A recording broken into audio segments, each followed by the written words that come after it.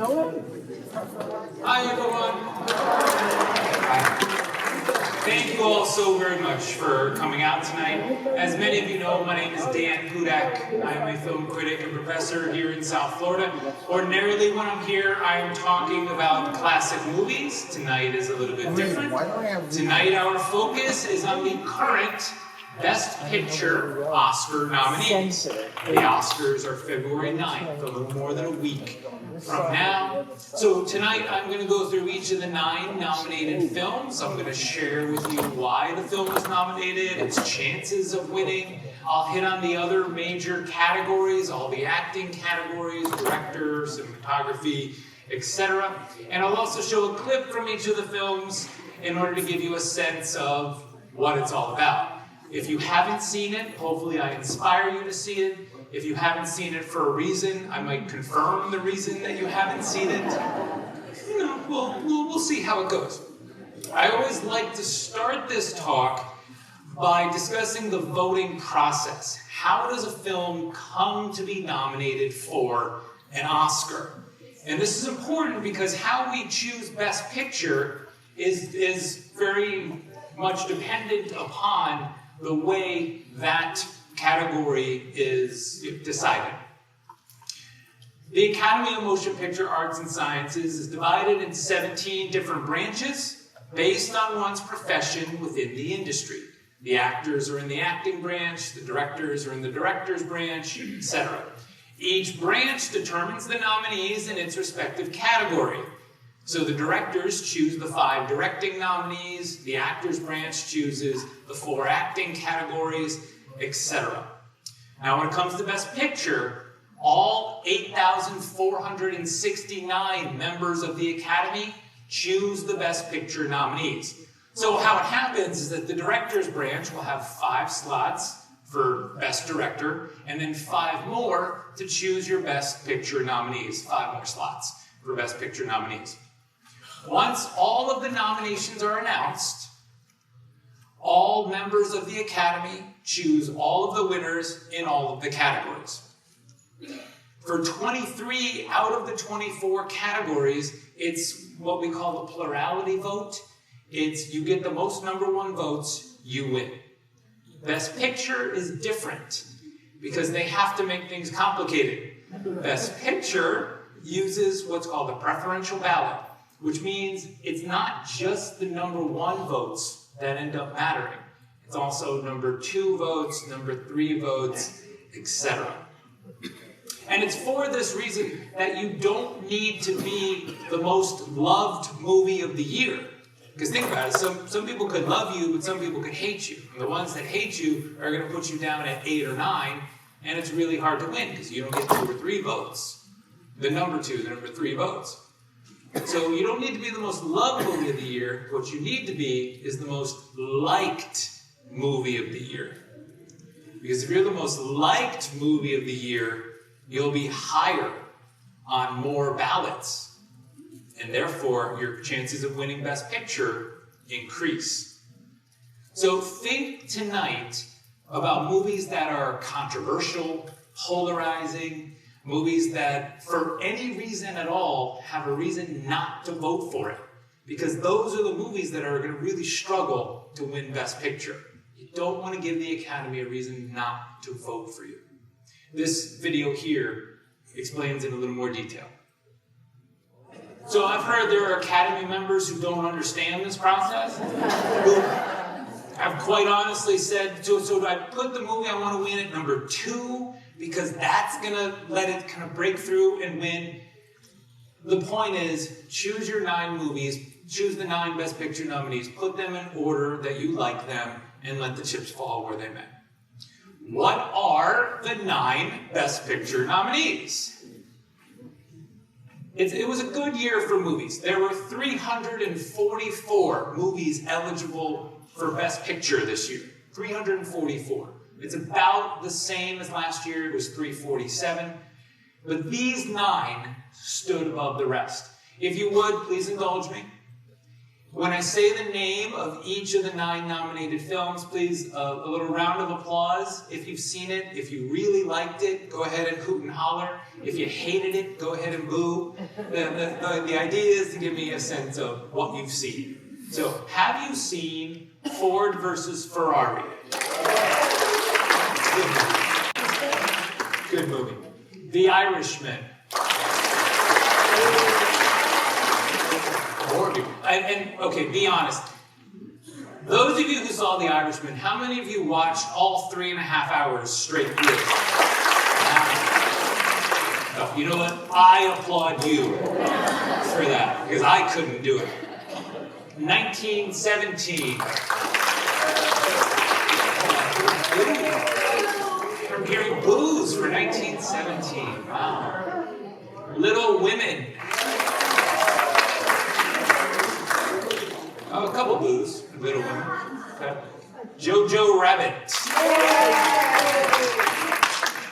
Okay.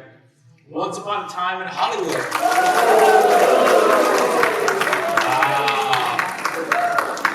Wow. This reminds me of last year when I picked Roma to win and you all booed me. Yeah, you remember. Yes, you were right. Yes, you were right. And I'm glad you were, because I remember saying, I want Green Book to win, but I think Roma will win. And thankfully, Green Book did. Marriage Story. Good. Good. Joker. Interesting. Finally, Parasite. Some boos for Parasite. Okay, Once Upon a Time in Hollywood got the most boos. Has anyone seen all 9? No. No one's seen. Oh, one person over here seen all 9. Well done, man. Well done. Well done. I'd like to include some what I think are very interesting news and notes from this year's Oscar ceremony. And it starts with the fact that we have 4 movies this year that received 10 or more nominations. The Oscars are very top-heavy this year. The Irishman, 1917, and Once Upon a Time in Hollywood all received 10 nominations. And Joker received 11 nominations. The reason for this is the schedule. The Oscars are 2 weeks earlier this year than they have ever been in the past. And what that did was push up the nomination window, which compressed the amount of time that people had to screen the films, which meant that the movies that were on the top of the pile, like 1917 and The Irishman and Once Upon a Time in Hollywood, the movies that the critics were championing back in December, those movies were watched first, and those movies, as a result, received the most nominations because Academy members simply couldn't get deep into their pile of screeners to see all that they wanted to see. It's a bit of a shame because there was some really good work this year that was not recognized. Next year and the year after, the Oscars are scheduled for late February. Allows for more time to breathe, a better representation of the films of the year, and I think it's a better schedule, to be sure. I've already heard mumblings amongst people who follow the Academy that the Academy members don't like the early date either, and so they're probably going to keep it at the end of February, thankfully. Scarlett Johansson this year had a terrific year. She was in Avengers Endgame. She was fabulous in Jojo Rabbit and Marriage Story. She is a supporting actress nominee for Jojo Rabbit. She is a Best Actress nominee for Marriage Story. This is the 12th time an actor has been what we call a double nominee. 7 of the previous times the actor has won 1 Oscar. Never has an actor won 2 Oscars in one ceremony. The last person to win an Oscar when he was a double nominee was Jamie Foxx in 2004. He was a supporting actor nominee for Collateral, and he won Best Actor for Ray. That's correct. Fabulous as Ray Charles. Johansson is not favored in either category. As I mentioned, I'm going to go over the acting categories tonight and tell you who I think will win each of those. I'll tell you right now, it's a bit of a foregone conclusion. The same 4 actors have been sweeping all the precursor awards. Critics' Choice, Golden Globe, Screen Actors Guild, the same 4 actors have won. which means it's hard to come up with an argument for someone else winning on Oscar night. But we'll see. Nobody saw Olivia Colman winning last year either for Best Actress, upsetting Glenn Close. So anything can happen. Speaking of double nominees, we also have Cynthia Erivo. She is a Best Actress nominee. She played Harriet Tubman in Harriet. She was fabulous in the movie. I mean, the movie had its flaws, but she was phenomenal. She's a very worthy nominee. She is the only African-American acting nominee this year. She is a double nominee because she's also nominated for Best Song. This is the third year in a row that we have had an acting and song nominee. Mary J. Blige, 2 years ago for Mudbound, supporting actress and song. And just last year, some lady from A Star Is Born, Best Actress, and of course Lady Gaga won Best Song for, remember the name of the song? Shallow is correct. Yeah, great song, and really a very nice performance from Lady Gaga in that film. Two more notes on this slide. One is that if Cynthia Erivo wins an Oscar, she will be an EGOT winner. Emmy, Grammy, Oscar, and Tony. It's very rare company. And lastly, there were 62 women nominated for Oscars this year. That is the highest amount of women ever nominated in one ceremony. Yes, it's worthy of applause. Absolutely. It is about a third of the total nominees. Hopefully this suggests progress in the right direction. Among the acting nominees, there are 20 acting nominees. Of course, we have 8 previous winners. I thought it would be fun and amusing for me always to tell you the name of the nominee who has won an acting Oscar before and then see if you remember the movie that he or she won for. So, starting with Kathy Bates winning Best Actress in 1990. Misery is correct. Leonardo DiCaprio, Best Actor just a couple years ago. No. The Revenant is correct. Leo actually was not nominated for Titanic. He won for The Revenant in 2016. Tom Hanks won 2 in a row in 1993 and 94. Forrest Gump was the second one. The first one, Philadelphia, is correct. Philadelphia. Anthony Hopkins, Best Actor 1991. Silence of the Lambs, yes. Al Pacino, Don't Say the Godfather. Best Actor 92. Scent of a Woman is correct. Yeah, Scent of a Woman. Joe Pesci, 1990 supporting actor. Goodfellas, great movie. Goodfellas. Charlize Theron, Best Actress 2003. Monster, she played a serial killer in Monster. And finally, Renee Zellweger, supporting actress in 2003. Don't Say Chicago. I'm not hearing it. So, Renee Zellweger, Best Actress nominee for Bridget Jones's Diary in 2001. No, that's not what she won for. And then a Best Actress nominee for Chicago a year later. Didn't win for that either. No, not Jerry Maguire. In 2003, she was a Supporting Actress nominee and winner for Cold Mountain. Mountain with Jude Law and Nicole Kidman.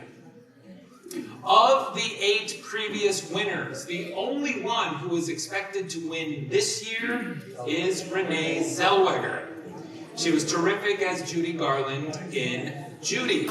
And I think we've already talked about her performance there. She's really outstanding, capturing not so much the look, but the mannerisms, the gestures, the voice, the passion in the singing. It's really a terrific performance. Ironically, Judy Garland was only nominated for 2 Oscars in her career, for A Star Is Born and Judgment at Nuremberg, and she never won. Renee Zellweger is very likely to be our Best Actress winner this year. It's a nice additional way to honor Judy Garland. Finally, I always love to include this information. John Williams, the great composer of the scores to Jaws, E.T., Star Wars, Superman, Jurassic Park, Harry Potter, so many great, great movies, Indiana Jones. John Williams now has 52 career nominations.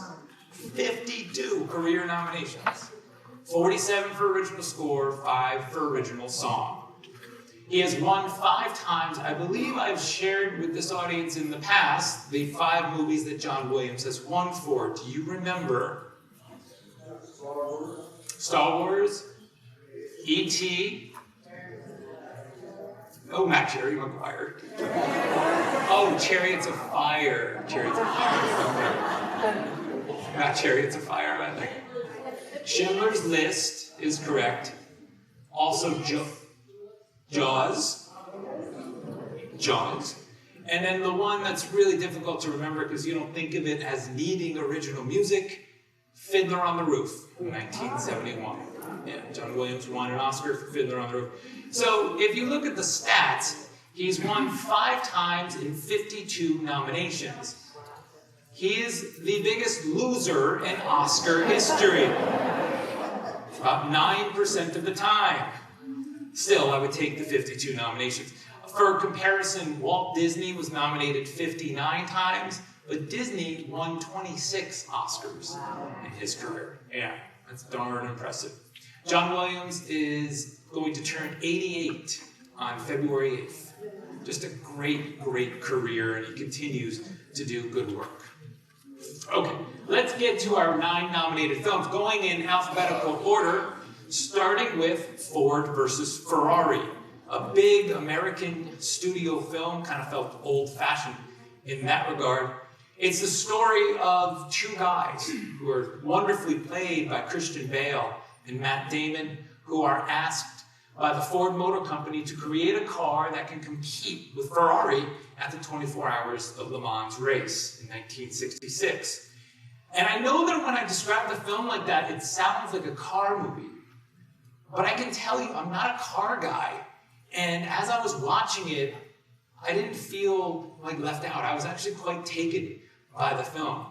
And what's interesting is that the way I saw it, is that it's a movie about 2 guys overcoming adversity, coming at them from all angles, and with a singular vision on accomplishing the goal that they set out before them, working together and making it happen. And the terrific performances from Matt Damon and Christian Bale and their chemistry are really the heart and soul of the film. They loved working together. In fact, they said that their fight scene, where they have this little backyard brawl, was the most fun that they had shooting the film, just because both of them have done such elaborate choreography in the Batman, the Dark Knight trilogy, and the Bourne movies, that for them it was just fun to have a good old-fashioned fight. In the scene I have for you, Christian Bale's character is a bit of a loose cannon. He's a race car driver. His name is Ken Miles. And he has been disqualified from a race before the race. He's been disqualified because of the size of his trunk. Matt Damon's character, the car designer, is trying to calm things down. This is Ford versus Ferrari. Christian Bale easily could have been a Best Actor nominee this year. He lost 70 pounds to play Ken Miles. As the story goes, he gained weight to play Dick Cheney last year in Vice, and he was a Best Actor nominee for Vice last year, and then he lost the weight to play Ken Miles in Ford versus Ferrari. They pushed him in Best Actor, I believe, because he already has a Supporting Actor Oscar. You'll remember he won in 2010 for a boxing movie called The Fighter. The Fighter in 2010. Melissa Leo won Supporting Actress for the same film that year. Good movie, The Fighter. The Irishman is Martin Scorsese's latest film. As I mentioned earlier, it is 3.5 hours. It's the story of a hitman, who's played by Robert De Niro, and his friendship with Jimmy Hoffa and a mafia power broker who's played by Joe Pesci. It's really quite a movie. It's nominated for 10 Oscars, and the one that I'm fully expecting it to win is visual effects. Because Al Pacino, Robert De Niro, and Joe Pesci are all in their 70s. But the visual effects in the film de-age them to look like they are still in their 40s. And it's really impressive. It looks like they shot this 30 years ago. And I'll show you a clip in which you'll see them looking much younger than they all actually are. This led to some interesting moments in the production process. The sound editors, for example, also had to de-age their voices to make their voices sound a bit younger. And during production, there was a scene in which Al Pacino's Jimmy Hoffa has to get up out of a chair quickly because he's upset at JFK. And they shoot the scene, and Scorsese thinks everything's fine. But Rodrigo Prieto, the cinematographer who's nominated for his cinematography, turns to Scorsese and says, hey, Marty, he just got out of the chair like he's a 70-year-old. And Scorsese said, yeah, so? Well, he's supposed to be 40 in this scene. And Scorsese says, oh, yeah, you're right. Go tell him. Rodrigo Prieto understandably says, I'm not telling Al Pacino how to act. You tell him. Scorsese did, and for that and many other reasons, Scorsese is enjoying his 9th career Best Director nomination. That is the most of any living director, and that is the 2nd most all-time, behind only the great William Wyler. William Wyler gave us Ben-Hur, Funny Girl, Roman Holiday, Mrs. Miniver, The Best Years of Our Lives, The Little Foxes, Wuthering Heights, so many great, great movies throughout his career. Wyler is my personal favorite director of all time, but Scorsese is really close behind him. So great to see Scorsese get his 9th nomination this year. The only time Scorsese won was in 2006. He won Best Director, the film won Best Picture, and that film was not Pulp Fiction, you're thinking of Tarantino. The Departed. Martin Scorsese won Best Director, Best Picture for The Departed. Great, great movie, The Departed. In this scene, you will see the telephone introduction of Robert De Niro's character, Frank, with Jimmy Hoffa over the phone, facilitated by Joe Pesci's character, Russell Buffalino. Do my best. They look great. If only we could all age so well. The line, I heard you paint houses, is significant. It's also the name of the book upon which the movie is based. And in Mafia code, I heard you paint houses translates to I kill people. I heard you kill people, I should say. I heard you kill people. And the line, and I do my own carpentry too, means I also get rid of the bodies. Aren't you glad I came tonight? Okay, Jojo Rabbit is a film about a 10-year-old German boy who has grown up knowing only the Nazi regime. And for that reason, he aspires to be a Nazi. And he's so enamored with it that he has an imaginary friend named Adolf, who is played by the director of the film, producer of the film, and writer of the film, Taika Waititi, as an absolute buffoon. This is a movie that is very much in the vein of the producers in terms of being a satire. It toes a line between being funny and sharp and dramatically impactful and going completely off the wall and being horrible. And it toes that line brilliantly well, and I really got a kick out of it. And I know that this is subject matter that is a bit sensitive for some, I understand that. But I can tell you that what it aspires to do, it does phenomenally well. The scene I have for you is one in which young Jojo, the little boy, has just blown himself up at a Hitler youth camp. And he's okay, just has some scars. And his mother goes into the camp headquarters to yell at the captain, who's played by Sam Rockwell, for not keeping a better eye on her son. This is Jojo Rabbit. That was Rebel Wilson as Fraulein Rom there. You may recognize her from the Pitch Perfect movies. As a general rule, each of the Best Picture nominees usually wins at least one Oscar. So for Ford versus Ferrari, it'll be probably sound mixing and sound editing. Outside shot at Best Picture. For The Irishman, it'll be visual effects. Outside shot at Best Picture. And for Jojo Rabbit, the one I'm fully expecting it to win is costume design. It's won the major precursor awards for costume design. Definitely has an outside chance at adapted screenplay. And if the Academy is touched by it in a large way, it does have a chance at Best Picture. We'll see. We'll see. We'll see what happens. Joker. This is an origin story about the Joker character from DC Comics before he encounters Batman. Joker is wonderfully played by Joaquin Phoenix. His name is Arthur Fleck. He works as a clown. He aspires to be a stand-up comedian. And Joaquin Phoenix plays him as a mentally ill man with a laugh that Joaquin Phoenix said was the hardest part of playing the role, getting the laugh right. Because this character doesn't laugh because something's funny, and he doesn't laugh because he's maniacal or doing something evil. He laughs because that's his mental condition. And it's a heck of a performance and a pretty dark and grim movie. This is a film that is much more Taxi Driver than it is The Dark Knight. And because it's so dark and grim, I think it's too dark to win Best Picture, but 11 nominations, the most of any film this year, suggests that the film has widespread appeal through various branches in the Academy. And when you have that much support from 11 out of the 17 branches of the Academy, give or take, you have a good chance of winning Best Picture. It is only the second comic book-based movie to be nominated for Best Picture. The first came just last year.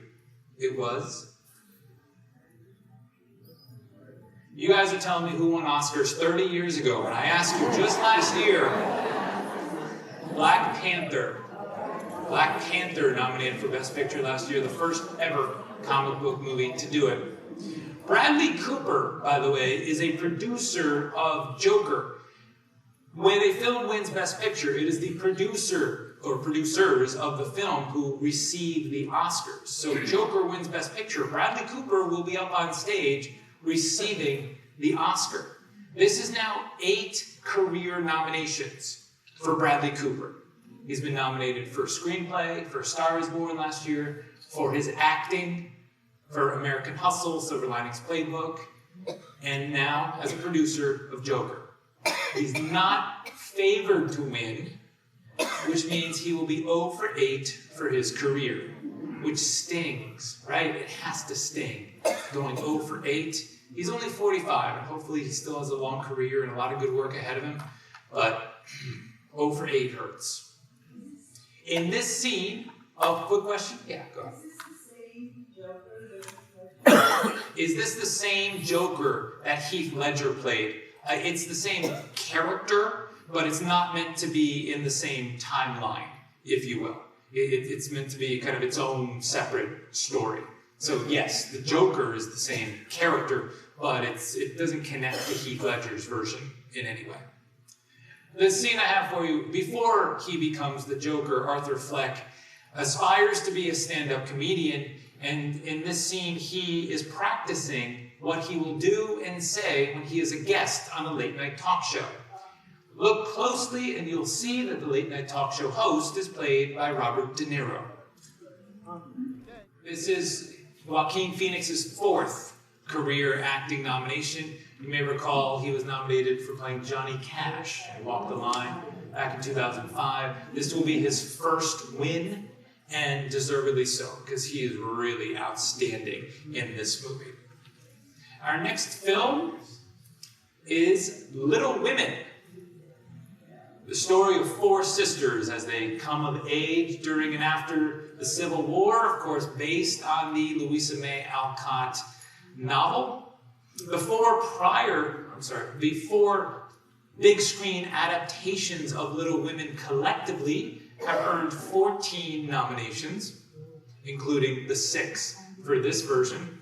The only other version to be nominated for Best Picture was in 1933.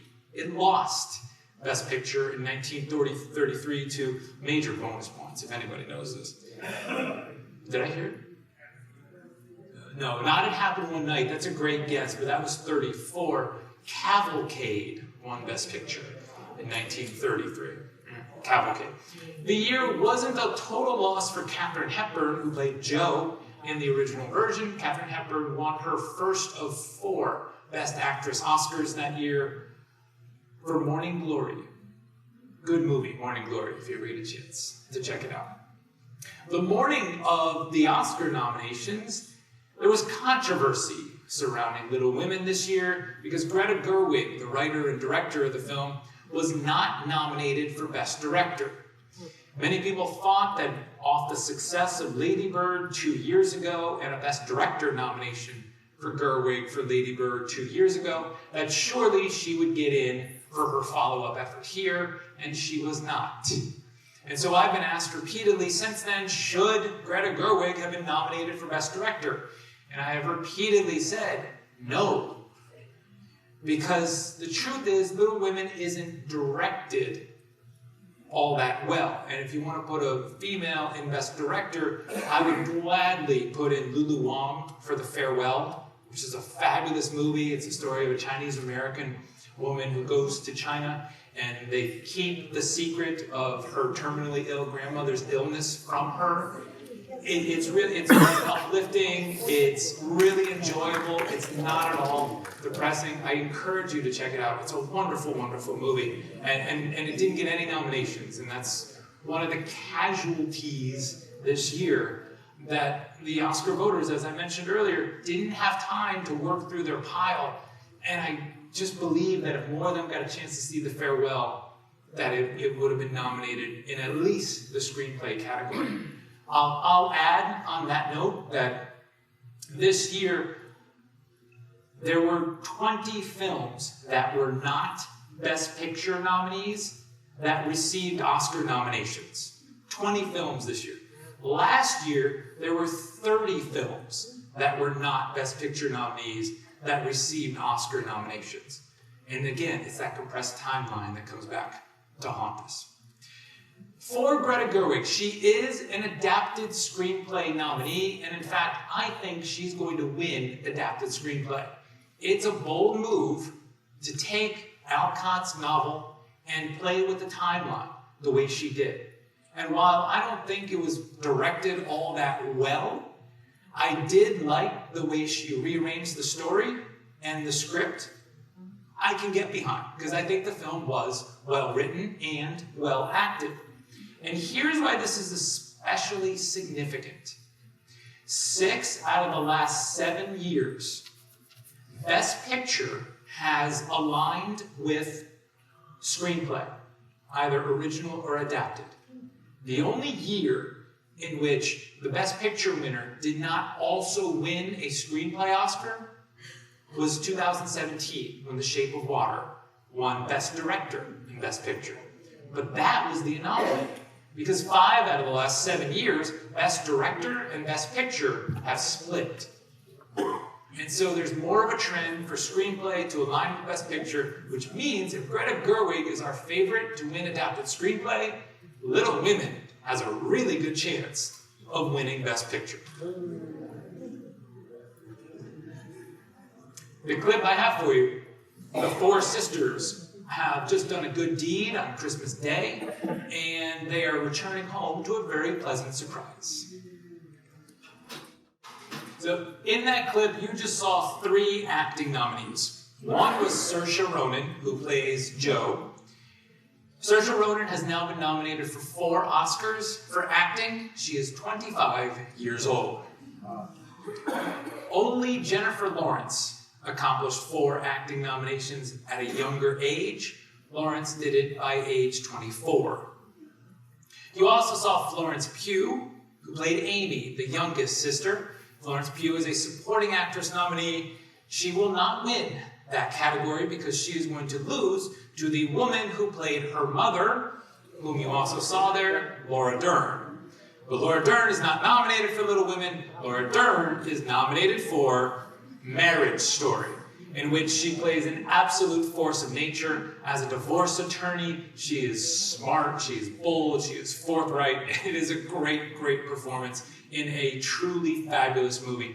I will disclose to you now that Marriage Story was my #1 movie of 2019. I thought it was brilliantly written, directed, and acted. If I was giving the Oscars, if I was awarding it, I would give it writer, director, picture, actor, actress, and screenplay, and supporting actress. I loved Marriage Story that much. It's the story of Charlie and Nicole, Adam Driver and Scarlett Johansson's characters, both of whom are nominated for Best Actor and Actress, and their divorce. Really, it should have been called Divorce Story. The brilliant way that Noah Baumbach wrote the film, he also directed the film, is that Charlie and Nicole, you can tell, still very much love one another. But the relationship is broken beyond repair, and what they thought would be a civil and amicable divorce is something that goes completely off the wire once the lawyers get involved. I'm pretty sure it's for that reason that I've been told that this is a much more difficult movie to watch if you've ever been through a divorce. And I can certainly understand that. The big standout scene in the film is the apartment fight scene between Charlie and Nicole, in which Adam Driver and Scarlett Johansson really just give it their all. They're really just great, great performances across the board in this film. And what was interesting about the way this scene was written was that these are two people who've been very close for 10 years. And so when they argue, they know how to really hurt one another with their words. And I'm going to show you an example of that in this clip. A clip that is so intense that Noah Baumbach, our writer and director, said he had to walk around the block for breaks because it was just became too much. Some great, great acting here from Adam Driver and Scarlett Johansson. This is Marriage Story. This is on Netflix. You can go home tonight and watch it at your leisure if you'd like. It's the first 2 career nominations for Scarlett Johansson this year. Adam Driver was nominated just last year for BlacKkKlansman, supporting actor. I don't think either of them are going to win their respective categories. As I mentioned, those are going to go to Phoenix and Zellweger, both of whom are terrific. So please don't take me saying that I would give the Oscars to Driver and Johansson to in any way diminish what Phoenix and Zellweger did, because they are extraordinary, of course. It just, you got to pick your personal favorites when you're voting, and that's how I would vote. One more note on Laura Dern, who's going to win supporting actress. She said she based her divorce attorney character on the real divorce attorney who represented both her and Johansson in their divorces. 1917 is a World War I story about 2 British soldiers who are asked to carry a message to their commanding officer. To get there, they have to go through enemy territory. If they fail, 1,600 soldiers will die, including one of their brothers. It is a wonderfully directed film. This is technical bravura filmmaking at its absolute best. Without a doubt, this is the best made movie of 2019. It is beautiful to look at. The film was made to look like it is one long, continuous take over the course of 2 hours. It was not shot in one long, continuous take. In fact, it was shot over the course of 3 months. The longest single take in the film is actually 8.5 minutes. So what this means is that if you're 7 minutes into a scene and you screw it up, as the actor, you're going all the way back to the beginning, because they can't cut around it. What Sam Mendes, the director, did was use what we call invisible edits. It's all supposed to look seamless. Birdman did something similar. The story in Birdman took place over the course of 2 weeks. In 1917, the story takes place in the course of 1 to 2 days. It is beautifully, wonderfully shot by Roger Deakins, the great cinematographer who won his first Oscar in 13 nominations last year for Blade Runner 2049. Now he'll win 2 in a row for his work in 1917. This is brilliant filmmaking. Sam Mendes, the director, is going to win Best Director this year. He already has a Best Director Oscar. He won it in 1999 when that same film won Best Picture. Anybody remember? 1999. Sam Mendes, American Beauty. Sam Mendes directed American Beauty, won Best Director for it, and the film won Best Picture. It's an extraordinary film. The question becomes, does it have enough emotional impact to win Best Picture? Because we know that Oscar voters vote with their hearts for Best Picture.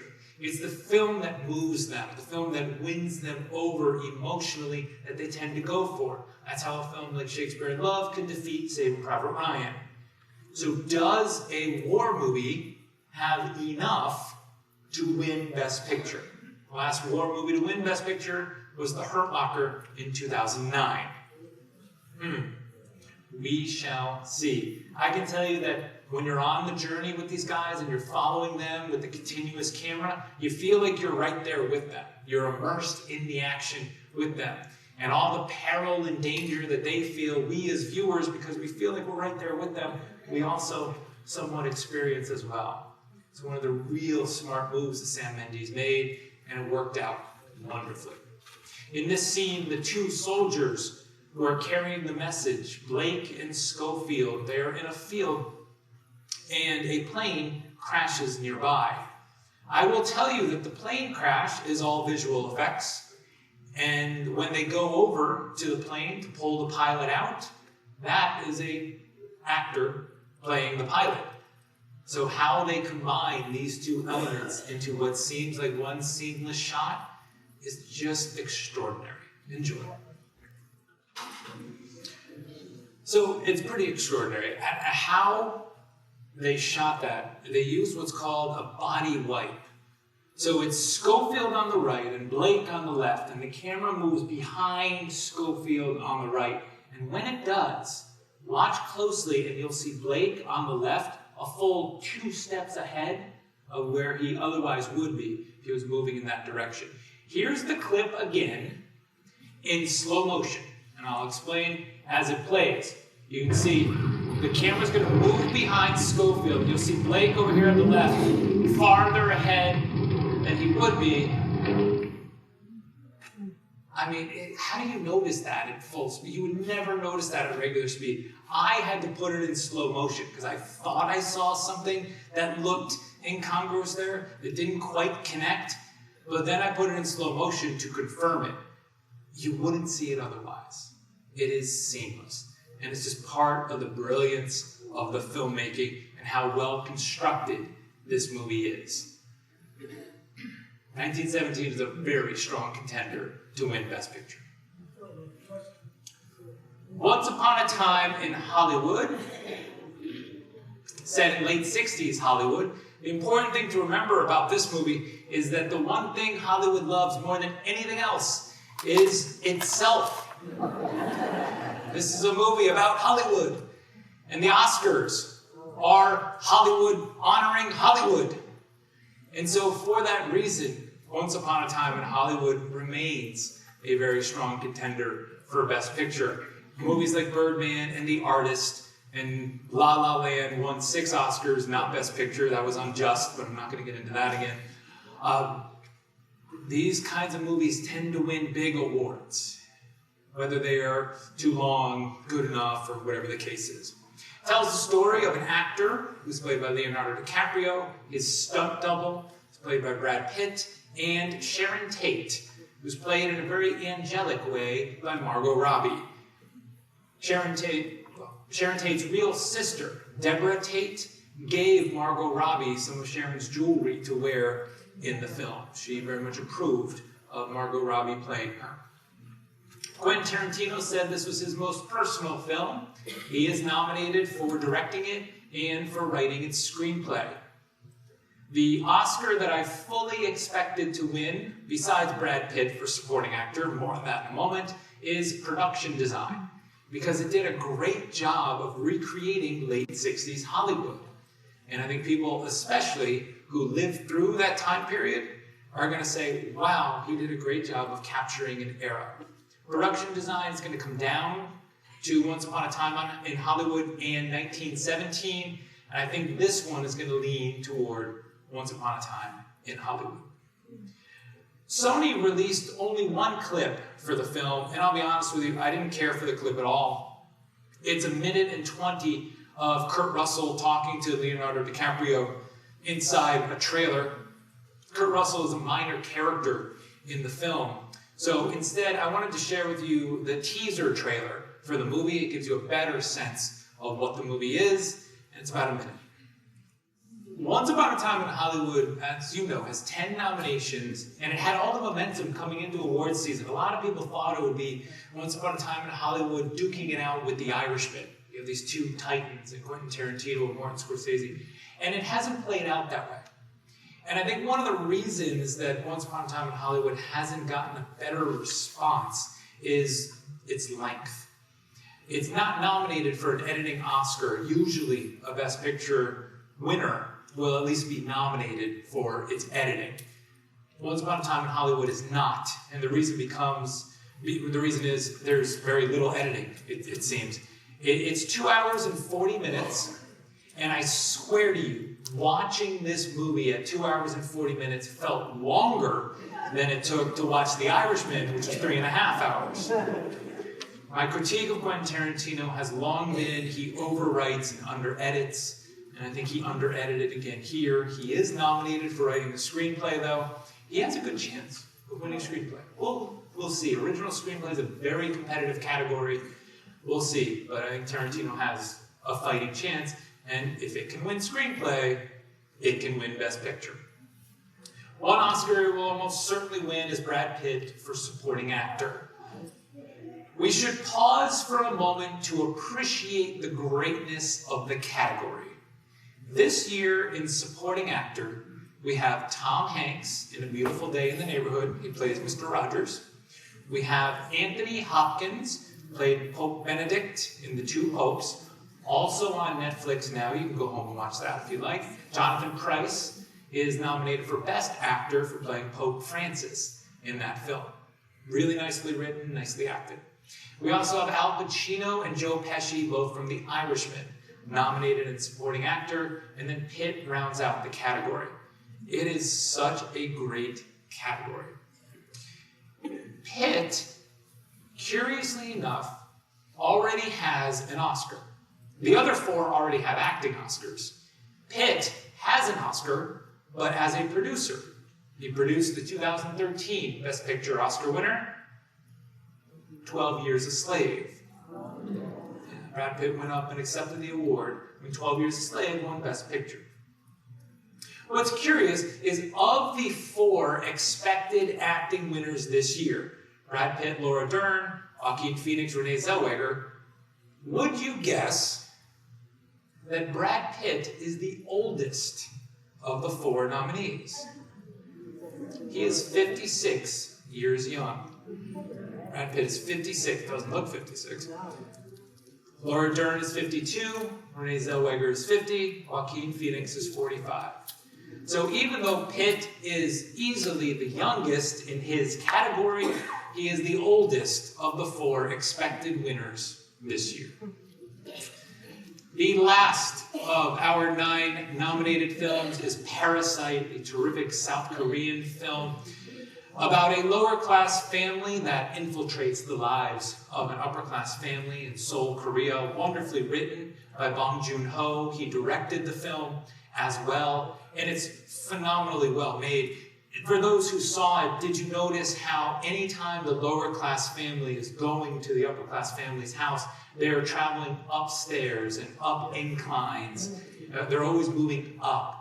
And then there are times when they're moving down, when they're going back to their home, and then there's the key scene with the rain, and that all is flowing, of course, down into their sub-basement apartment. One of the many brilliant elements of Parasite. Really a terrific film. It was my number 2 movie of 2019. That was phenomenally well made. It is, of course, in Korean, but don't let that stop you, because it's a really great story. And the cast, although it didn't receive any Oscar nominations, the cast, when it introduced a clip from the film at the Screen Actors Guild Awards, received a standing ovation from those in attendance. To get a standing ovation as a cast, that shows that there's a lot of support, at least from the actors, for the film. Actors comprise the largest branch of the Academy. If it can get a lot of love from actors, it's got a chance to win Best Picture. The other reason it's got a really good chance of winning Best Picture is it's the front runner to win editing, and Bong Joon-Ho has a really good chance to win original screenplay. If you can win editing and screenplay, they align very well with your Best Picture winner. The challenge is that this is the 11th film to be nominated for Best Picture that was exclusively in a foreign language, and no foreign language film has ever won Best Picture. Literally unprecedented what Parasite is trying to do. The scene I have for you, the son of the lower class family is at the home of the upper class family. The daughter of the family is there as well. They're in her bedroom. He's her tutor. And there's a party going on outside. And the scene includes him asking her, will I ever fit in here? Will I ever fit in an upper class setting? It nicely encapsulates the themes of the film. Parasite's a lot to win Best International Film. That's the new name of the foreign language film category. They've renamed it International Film. It'll definitely win that. The question becomes, can a film win its own category and Best Picture? This was the question we had with Roma last year. Parasite is much more accessible, I think, than Roma was, but I don't know if that's enough to put it over the hump to win Best Picture. We'll see. Okay, so we're now at the point in the evening in which I ask you what you think is going to win Best Picture. Got a quick question over there, sir? Yeah. Can you explain what a producer does that can earn an Oscar? Can I explain what a producer does that earns the Oscar? So, a producer is the person who raises the money for a movie, acquires the property, meaning acquires the script for the movie, puts the director in place, hires the director, has a say in hiring the cast. The best analogy I can give you is a sports analogy, so please follow along if you're a sports fan, it'll be easier. The Miami Heat, for example. Pat Riley is the president of the organization. He would be what we'd consider the producer. And then Eric Spoelstra, the coach of the Miami Heat, is the director of it. And so Pat Riley's job is to hire all the people, to sign the players, to get everyone in place to succeed. And that's what a producer would do. A producer would obtain the talent, obtain the rights to the property, get everyone in a place to succeed, and then it falls to the director or the coach to run the day-to-day operations of the team, or in this case, run the day-to-day operations of the shoot itself. Meaning you're determining the schedule, you're making sure you're getting these shots on these days, you're staying within budget, etc., and then you ultimately answer to the producer. The producer is seen as a extremely large responsibility because you're basically overseeing the entire project. And that's why the producer receives the Best Picture Oscar, because you're the one who is responsible for kind of everything that goes into it. I'm curious to know what you think will win Best Picture. So this time, please applaud for the film that you think will win Best Picture. Okay? Will be the winner. Either based on something I've said or your own personal taste or whatever the case may be. Does anyone think Ford versus Ferrari will win Best Picture? One person. Good for you, man. Good for you. The Irishman. Best Picture. You know, there is a lot of respect for Martin Scorsese and for this cast. It'll be an uphill road, but I wouldn't totally count The Irishman out for sure. Jojo Rabbit. It's made it tough for Jojo Rabbit to do it. Joker. Made 11 nominations, $1 billion worldwide. That is impressive. Little Women. Okay. One person. You voted for Little Women? No, I just wanted to surprise. Oh. Yes, ma'am. I couldn't hear yesterday. They told me today, chest a lot. You couldn't hear half of the Joker clip? From Little Women. Oh, the Little Women clip. No, I didn't think they were. I saw the movie. The movie is gorgeous. The movie's gorgeous. Each scene is like a portrait. Each scene is a portrait, Yeah, but I couldn't understand. but you couldn't understand what they were saying. I can tell you, I didn't have that problem, but I do have that problem with some movies. It's not totally something that I can't fathom how you're saying it. Because I think we've discussed this actually, how it's hard to hear dialogue sometimes. And so I know what you mean when you say that. Sure. Yeah. Little Women was great? You said Little Women? You thought Little Women was great? Okay. Why did I feel the director was not good, even though the film was really good? When you're bouncing timelines the way you are, you need to very clearly differentiate between the timelines, otherwise it's confusing. And one of the knocks on Little Women, which I agreed with, was you didn't know if you were in the past or the present or when. And so that to me is a director fail. She needed to do a better job of making sure the timelines were clearer. I will also add that I didn't buy any of the love stories between the girls and the men in the story. I didn't think any of them really worked. I don't know if that's Timothée Chalamet's fault because he's the love interest of two of them. But for me, the love stories didn't click and the differentiation in the timelines didn't work. That said, I still like the way it was written because it's an interesting choice to play off the timelines.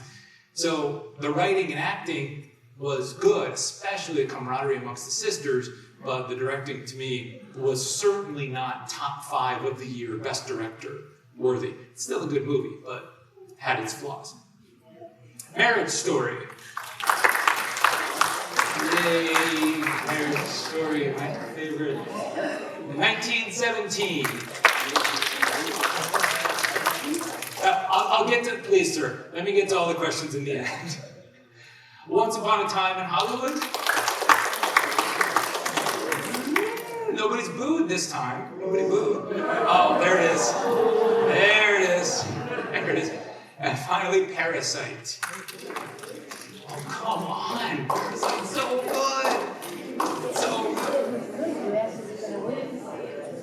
Okay, to get an idea of what film industry professionals are thinking of this year's Oscars, we have to look to the Guild Awards. The Critics' Choice and the Golden Globes, they're not voted on by film industry professionals, they're voted on by writers. So, with the Guild Awards, we have the Screen Actors Guild, the Producers Guild, and the Directors Guild. Those are the 3 biggest ones.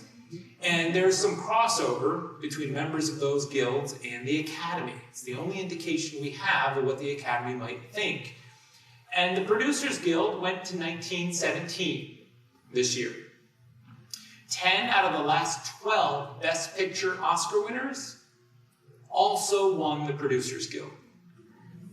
1917 also won the Directors Guild. This is why Sam Mendes is the favorite to win Best Director at the Oscars. I can tell you that there is history with winning the PGA and the DGA, but not Best Picture. 5 times in the last 25 years, we've had a movie win both the Producers Guild and the Directors Guild and then lose Best Picture. Apollo 13 won PGA, DGA. Braveheart won Best Picture. Saving Private Ryan won PGA and DGA. Shakespeare in Love won Best Picture. Brokeback Mountain won PGA, DGA. Crash won Best Picture. Gravity won PGA DGA. 12 Years a Slave won Best Picture. And finally, my beloved La La Land, one of the greatest movies ever made. Yes! Good job, sir. Thank you. La La Land won PGA DGA. And then Moonlight won Best Picture. So there is a historical precedent for 1917 to not win Best Picture. It could happen. The Screen Actors Guild went with Parasite. It was the first foreign language film to win the Screen Actors Guild Ensemble. That's significant. I told you earlier at the Screen Actors Guild Awards, the cast received a standing ovation.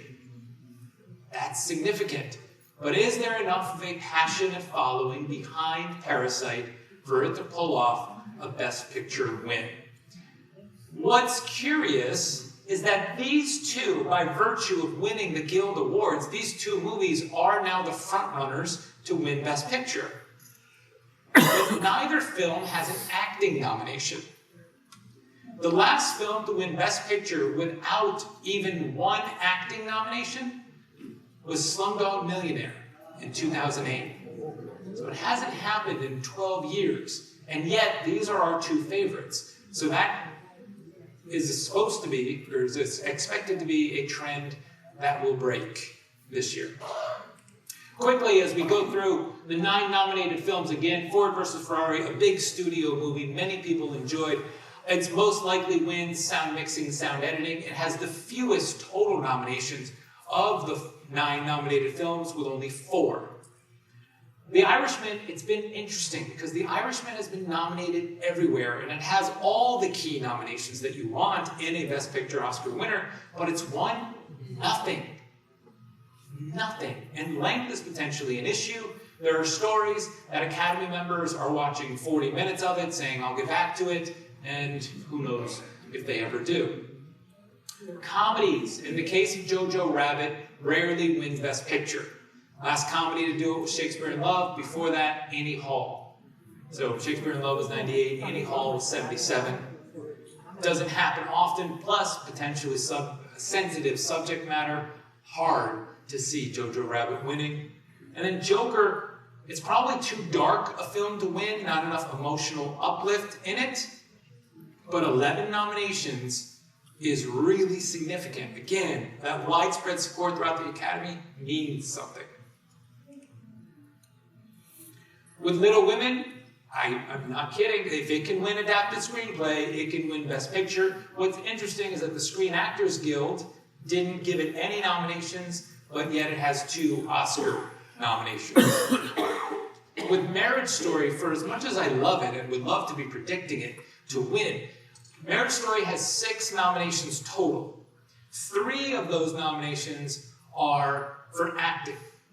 And so, yes, it might have the support of the actors branch, which is significant. But 3 nominations from the rest of the branches suggests it doesn't have enough support throughout the Academy to win Best Picture. Once Upon a Time in Hollywood has your key nominations, no Guild wins, and it looks like its only significant win is going to be Brad Pitt for supporting actor.